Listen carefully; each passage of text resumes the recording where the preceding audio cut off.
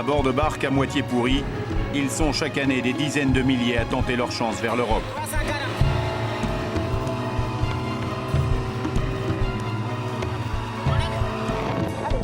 Injuriés, maltraités, dépouillés par les trafiquants d'êtres humains, rien ou presque ne pourra les faire renoncer à leur voyage.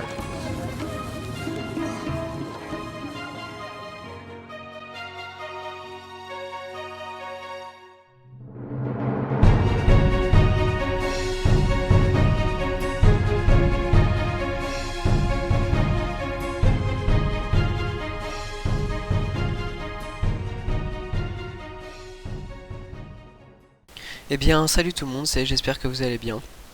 On se retrouve aujourd'hui pour une toute nouvelle vidéo. C'est un débat, il va être assez particulier parce que c'est un sujet qui est quand même très tentant et qui touche notre actualité. Et je pense que je devais m'en parler, que je devais débattre simplement dessus. Donc aujourd'hui je suis tout seul et donc je vais débattre avec vous comme le principe un peu de ma dernière vidéo sur la zone 51.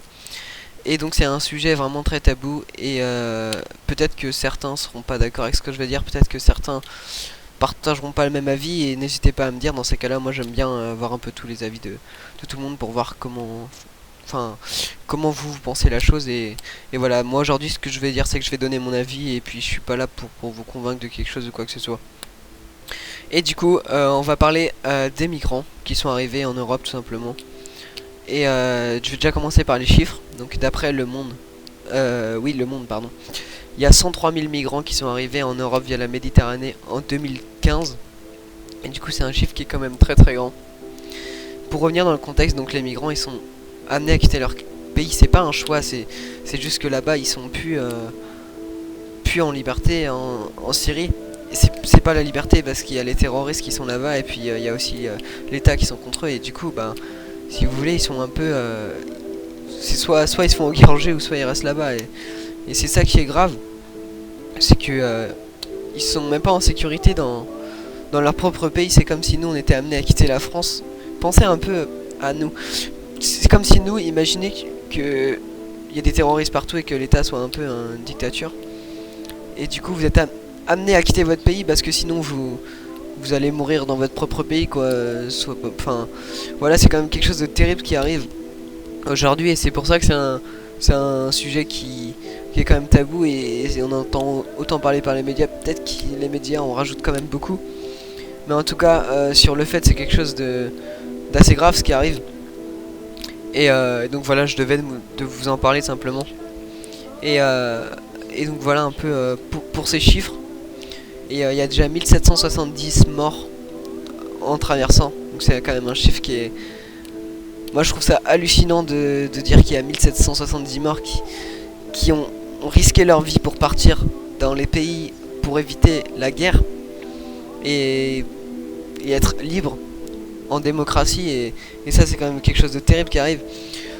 Moi ce que je pense c'est que on nous parle beaucoup des migrants qui doivent arriver, enfin comment les héberger, etc. Mais vous écoutez, personne nous a dit comment lutter cette guerre. Et ça je trouve ça terrible que on pense pas arrêter cette guerre, enfin tout du moins tout de suite.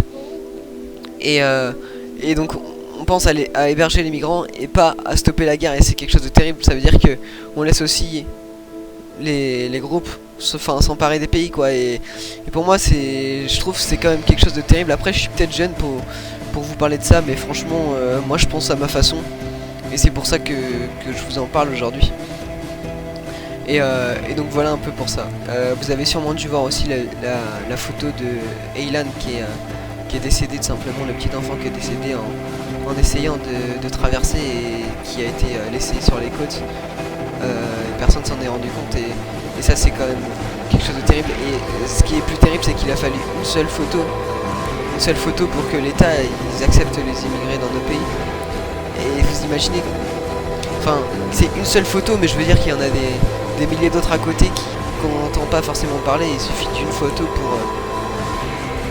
pour faire bouger un peu l'État à prendre des décisions, et c'est ça qui est quand même terrible.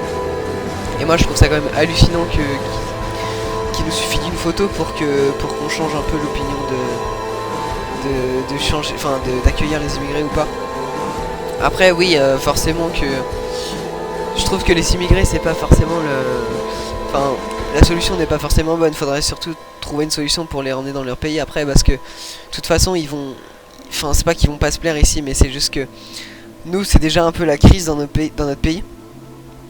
Quand je dis nous, il y a aussi l'Allemagne, etc. Enfin, l'Allemagne sont pas trop en crise eux, mais voilà, c'est quand même assez difficile de trouver un emploi. Et eux, ils arrivent, ils ont rien, ils ont pas d'argent et tout. Et c'est ça qui est terrible. En fait, ils mettent tout l'équivalent de toute leur vie, dans tout ce qu'ils ont gagné durant leur vie, durant ce voyage. Et c'est ça qui est quand même quelque chose de terrible. Ils arrivent en France, ils ont plus aucun argent, quoi. Ils ont mis, je regardais un reportage sur Envoyé spécial. Je sais pas si certains l'ont vu, mais les mecs ils se baladaient en groupe et ils mettaient l'équivalent de 20 000 euros pour ce voyage. Tout ça pour être un peu libre, et ils arrivent, ils ont même plus leur sac, ils se sont tout fait voler.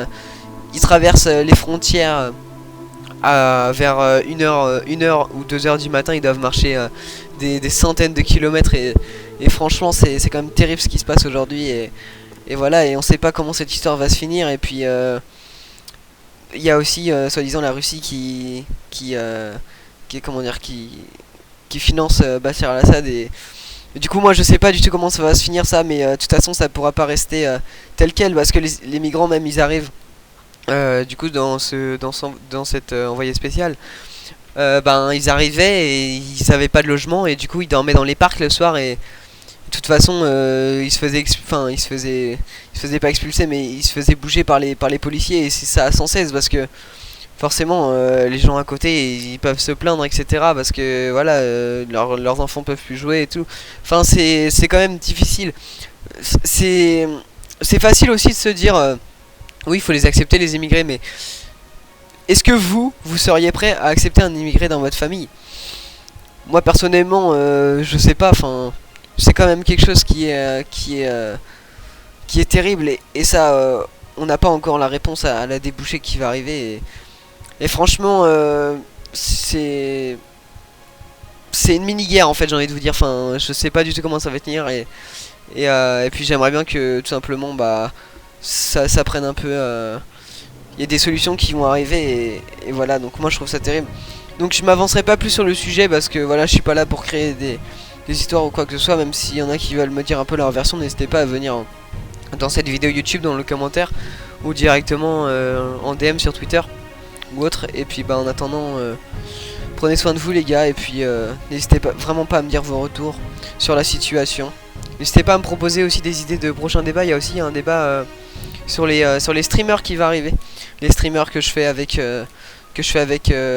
un membre de la Nevia, et après des amis streamers. Donc j'espère que ça sortira au plus vite. Faut qu'on fasse ça, et puis voilà. En attendant, n'hésitez pas à mettre un petit j'aime si ça vous a plu, et à vous abonner à la chaîne si vous voulez voir d'autres vidéos de débat ou même des vidéos fun. Sur ce, bisous tout le monde, à plus.